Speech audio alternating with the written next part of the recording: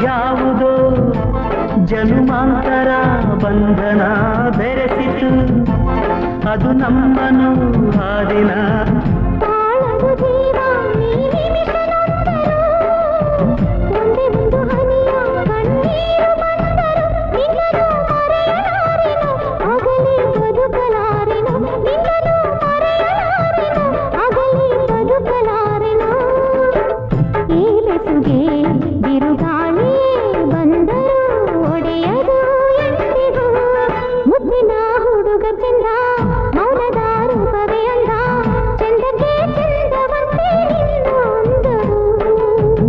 ಚಂದ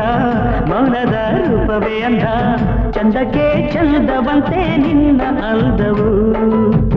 ಈ ಹೃದಯ ನಿನಗಾಗಿಯೇ ಮೀಸಲು ಪ್ರಿಯೆ ಎಂದಿಗೂ ಈ